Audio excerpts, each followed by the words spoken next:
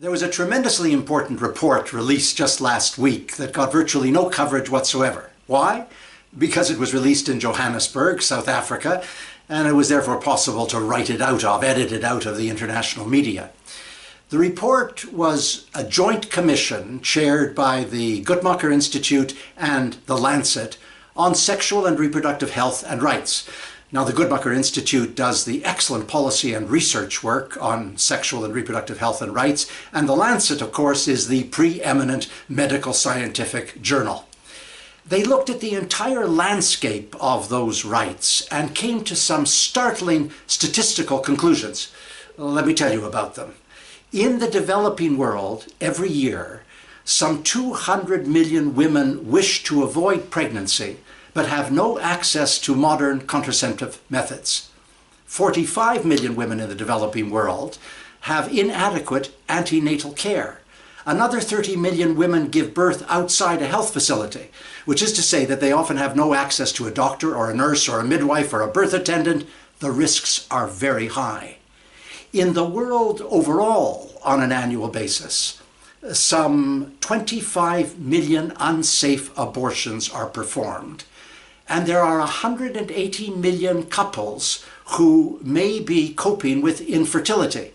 And then, and this is a very specific statistical item, some 266,000 women die of cervical cancer every year, a cancer which can be allayed or eliminated with an early HPV vaccine or a Pap test at an appropriate time. So this whole panoply of gender inequality and the violations of women's rights is so starkly laid out in the Commission report, but then they look at the answers and they come to the conclusion that policy carefully applied could address all of these inequities at a cost, you won't believe this, of $9 per person per year.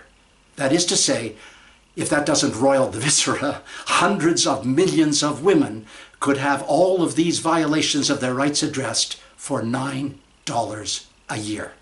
And of course, everything is compounded and aggravated by Donald Trump's gag rule, so-called, which says, as you know, that if any organization or agency or NGO or project anywhere is in receipt of American money from any part of the American administration, and that organization or agency or NGO or project even whispers the word abortion, they lose the funding.